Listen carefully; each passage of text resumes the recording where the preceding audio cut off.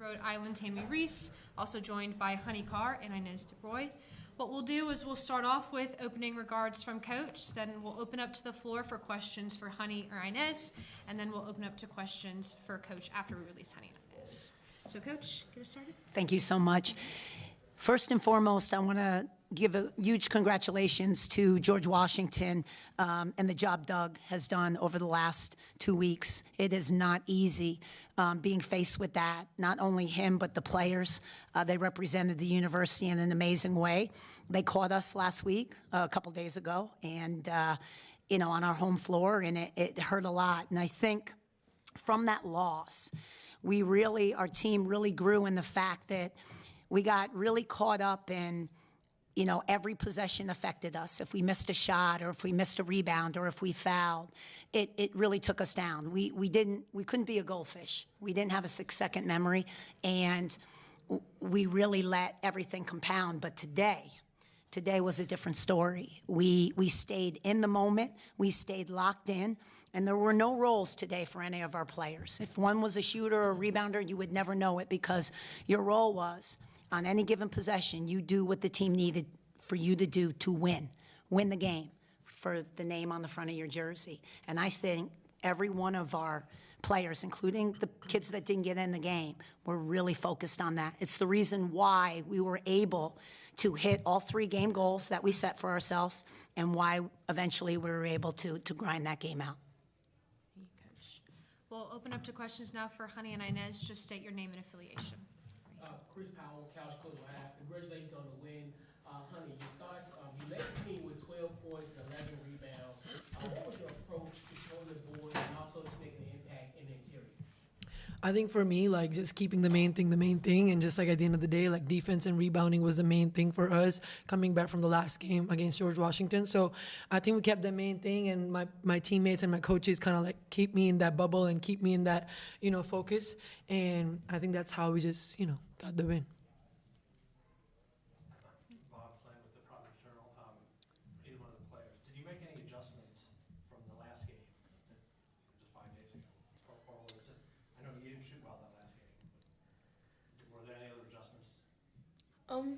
I think Coach Tammy said, it was more about our mentality and how we were going to go forward about the last game, because I don't think we should that much better than the last time. Yeah. But I think the difference was, I feel our offense didn't dictate our defense, and we were able to get stopped and get the position we needed in offense, and we find ways to score. Even if we were not shooting well or making every shot, we find a way to score and get the win. Daniel Frank from A10 Talk. For either of the players, you guys take the lead in the halftime. Jimmy comes out at halftime, punches back, ties the game at 33, and after that point, you guys outscore them 19-8, mostly from the foul line the rest of the game. How do you guys stay locked in a game like that? I think what we talked about in the last game is just being tougher and being aggressive. So even though our shots were not falling, but we were following through our shot, and even though we were not making our layups, but we were really going hard on glass, and we were really going up with those layups. So I think it just shows our toughness and how aggressive we were and how the willingness to want it. So I think that just showed. With how many points you guys scored at the free throw line there in the fourth quarter, how do you guys kind of calm down those emotions there we're at 6 of 8 in the last half, I think. How do you guys kind of calm down those emotions to, if shots aren't going your way earlier, kind of settle down and nail those at the end? Go ahead. I think it's just about being confident about ourselves, trust what we able to do, and just when we have a position, take the shot with confidence, because I think when we hesitate, when we're not sure, is where we don't give the best chance to make it. So it's just about focus and confidence. Yeah, I agree. I concur. You had a slow start too. Were there any thoughts of, here we go again, last week, or did you just say, I think in halftime we came together and we talked about what we need to do, but at the end of the day, we're here to win, and winning is the most important thing. And that's something that we kind of like I said, keep the main thing, and what we got to do.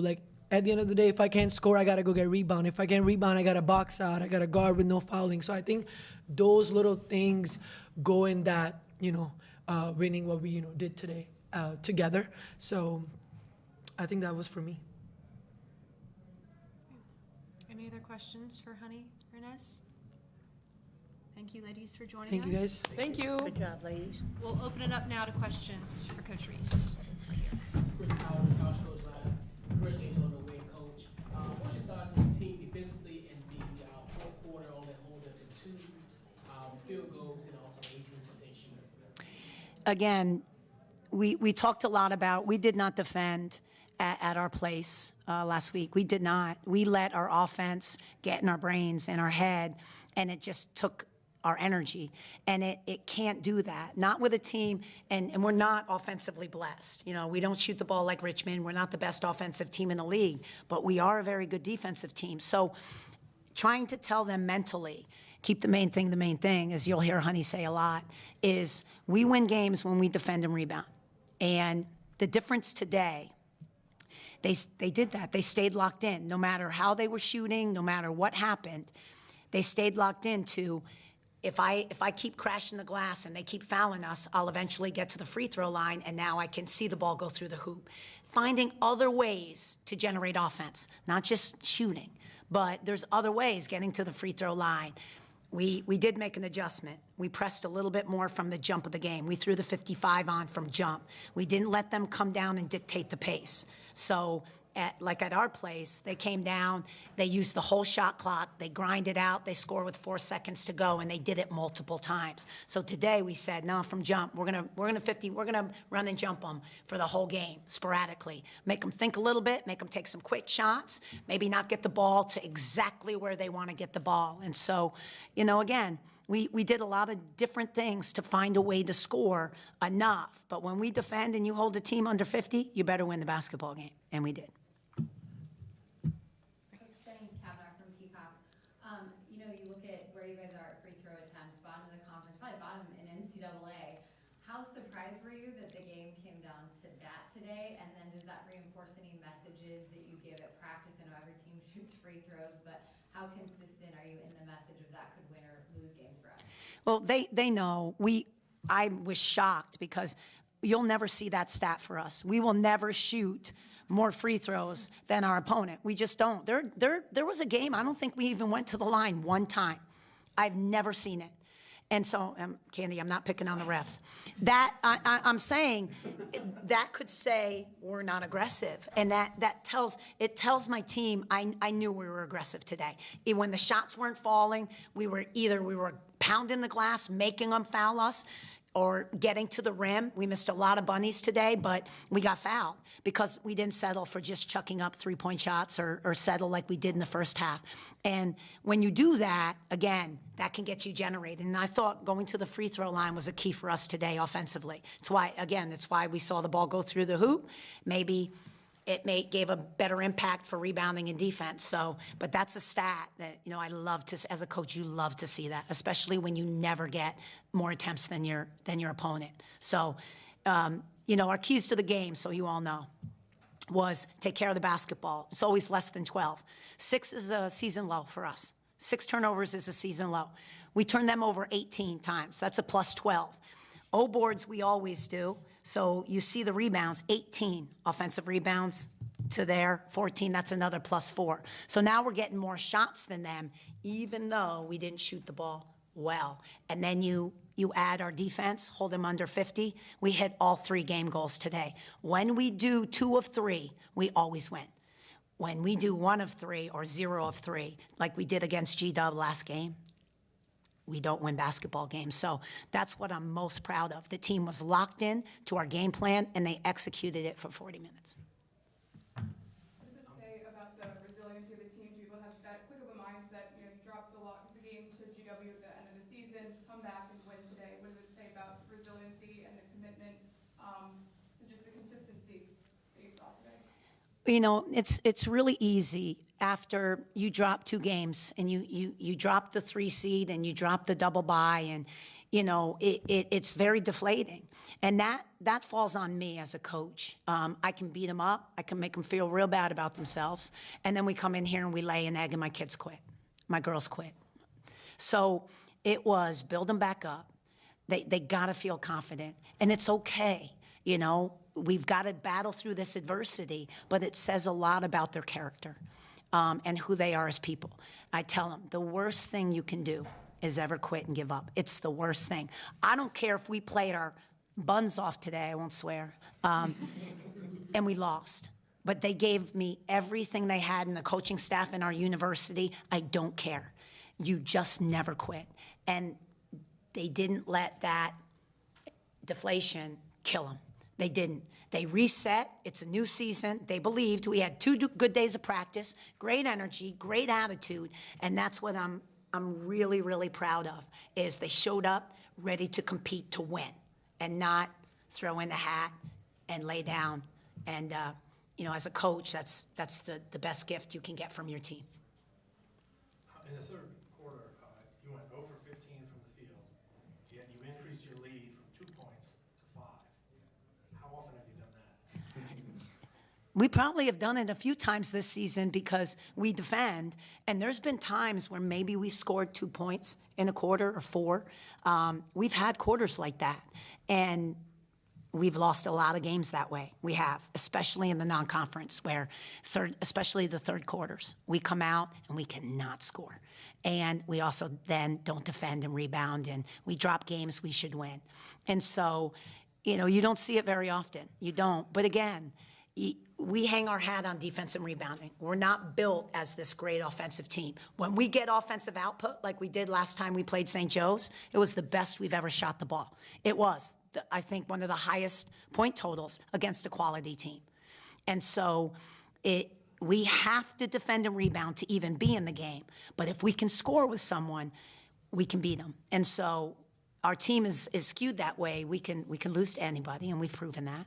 But we can also compete and beat anybody, and they believe that. And so, again, we could shoot the ball poorly today and come out tomorrow red hot. And sometimes your job as a coach, you got to put the belief in your kids. You got to have hope, you got to have faith, and you got to believe. And that's how you win ball games. Coach, for you, facing St. Joe's tomorrow, as you mentioned, I'm curious what you think the keys are for you guys, because is it going to just take 5 in double figures like it was last time, or do you think that there's a different avenue to beating St. Joe's? Our game plan against them last time is you got to stop their big 3. Listen, they've got 3 all-conference kids: Mackenzie Smith, Taylor Brugler, and Miss Ziegler. And they're great players. And so you have to control them. You have to. And then make some of the role players take more shots than they want to. And so that was our game plan. Now, I'm not sure Brugler played last game against us, but we did control them for the most part. The second thing is you have to out-rebound them. You can't give them second shots when you get a stop. And then the third thing is you have to score with them. And so, yes, a key for us is we're going to have multiple people in double figures. You have to, because they're a juggernaut offensively. And so if we can get out and we can score with them, we have a shot. But, again, our game goals: rebounding, take care of the basketball, defense. But when you get against really quality, high opponents, George Mason, Richmond, St. Joe's, you're going to have to score with them. So, yes, I'll pray to the basketball gods tonight, give my kids some confidence that every shot's going in. And so that's why we play games. You never know what's going to happen. Is there an advantage in playing today when St. Joe's did it offensively, knowing that, you kind of see that backdrop around that court, the shots have been up, they've obviously been missed as well, but maybe a bit of a different eyesight tomorrow? What's funny is anytime we've had the double bye, we've never played well. We've got upset every year. And it took us like 2.5 quarters to get the motor running. Every time we came out and we laid an egg. And so last year when we had the single bye and nothing to lose, our kids, that first game, it took us like 1.5 quarters, and then all of a sudden it came. And we rolled into the St. Joe's game with great momentum. We shot in the gym, we played already, and then St. Joe's came out, and I think we were up 10-0 on them to start the game. They had to kind of jumpstart and get going, and then our kids got confident. And the more it went on, the more confident we got. And so I don't mind the single bye. You know, yes, I'd love the rest, and you always want to come in third or fourth in league. But when you enter a tournament like this, you know, I'd like to get a game under your belt, especially going into a really tough game, and you know, let our kids play a little bit and get that you know, first game jitters out of them. So you know, I don't mind it. You have any other questions for Coach Reese? All right, thank you. All right, thank you, everybody. Go Rhody!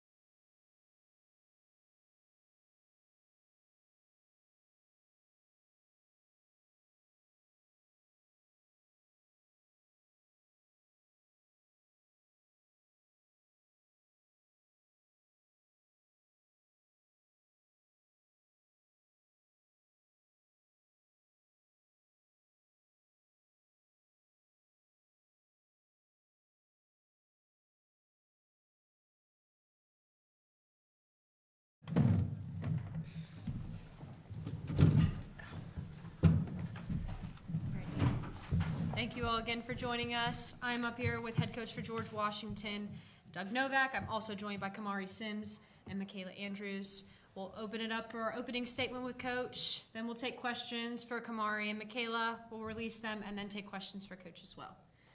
Coach Novak? Yeah, I mean, a great college basketball game if you like defense. Both teams are just very physical.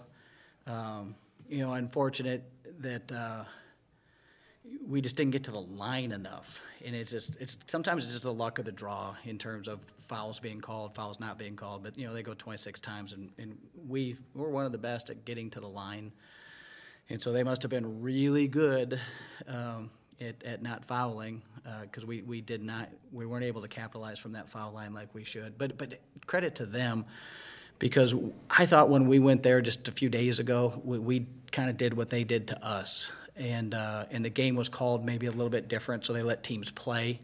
And we didn't get away with a lot of the physicality, or as much of the physicality it felt like. But you know, so proud of this team and how they competed.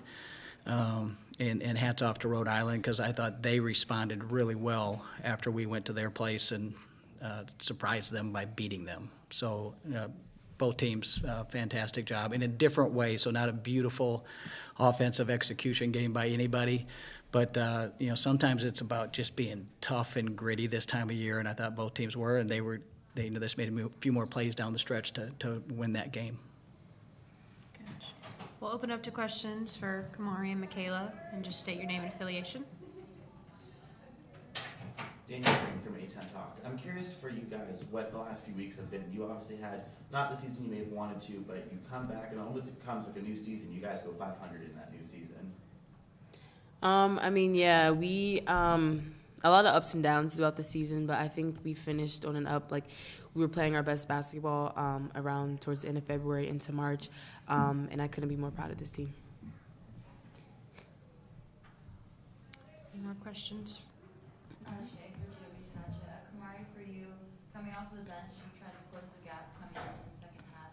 Is there anything that you were kind of building up towards in the fourth quarter, or like what you were thinking during the first time?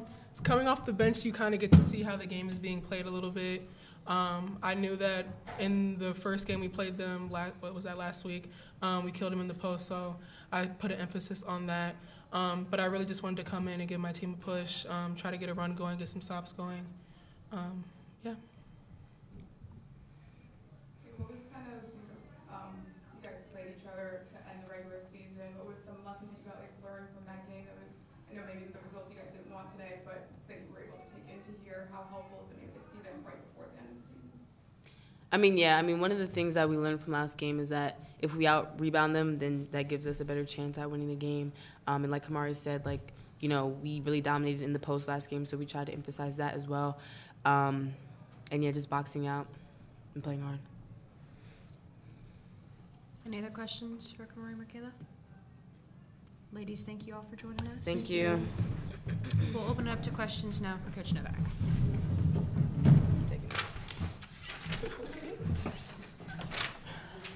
here. Can you go into how turnovers played a part in your loss today? Yeah, we got ourselves in a little bit of foul trouble, and we haven't had a deep bench, and it happened to be, two of our ball handlers, which, kind of put some stress on us, and it did impact the game for sure, because we gave them some easy buckets, and we were defending in the half court very well. I think there's a quarter where they didn't even score a basket. They just got some of them from the official, or free throws. I mean, did I say that out loud? But when you turn it over, it's really hard. It's really not playing bad defense. It's your offense gave them some easy baskets, and they were struggling to score, as were we.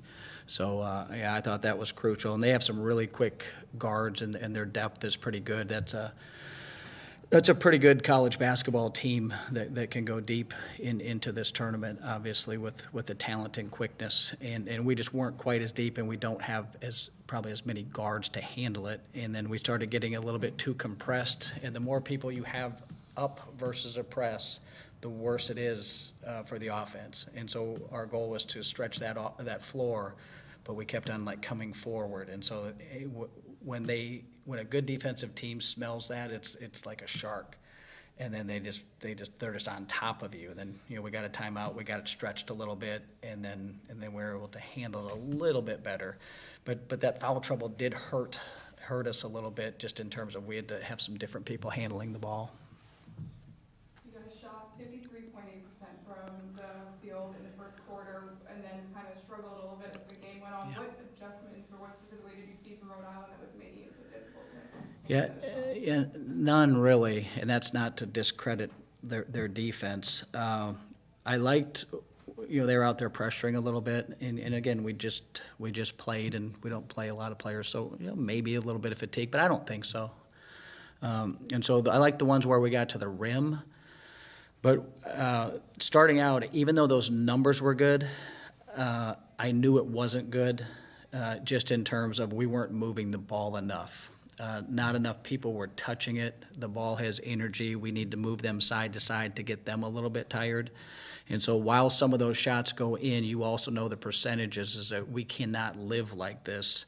So it's a little bit of a fool's gold.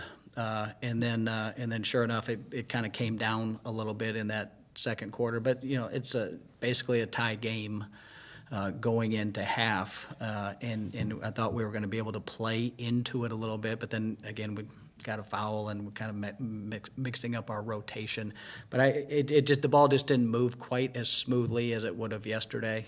And when things went well, we're shooting over 50%, and we're by far better together. We may not have that one person that you can just go to, put the ball in their hands. We've got to move people. We got to play north, south, east, west, and really stretch it. Coach, for you, what have the last 2 weeks been like with Coach McCombs resigning and you taking over as the interim coach and going 2-2 in those games? Yeah, I mean, really a sad time. I mean, Coach McCombs is my friend, and so when you see your friend lose their job at this time of year, it's sad. It doesn't happen very often, and she is a great person. She was great to these kids, and when I heard about it, I was a baby. I was sad. We didn't have practice. We did a one-day prep and played whoever it was. Doesn't really matter. But that next day is like it's over, and it's our job is to be professionals and be mature. Like we got to be babies yesterday, or at least I did, and so now we're just going to compete, and let's do this with joyful hearts. And I thought they played with great joy. All the way through. Even today when it's tough, and it's really tough, so some of your worst characteristics come out when things don't go well, but they didn't. It's just sad that we weren't able to play a little bit better or maybe pull off one more upset. But I was so proud, and it was so much fun going to practice, and we had music going, and they were competing and playing hard, and I very mature to see that group do it with those circumstances, and really finish the season off strong. And they'll have those memories for the rest of their lives. And sometimes as a coach, I heard this about 15 years ago and I loved it. And I said, that would be my goal. I said, your job as a coach is to create memorable moments. And so hopefully we did that in the last 2 weeks, is create memorable moments for them. You have any other questions for Coach Novak? All right. Thank you very much, Coach. Thanks. Thank you, Coach.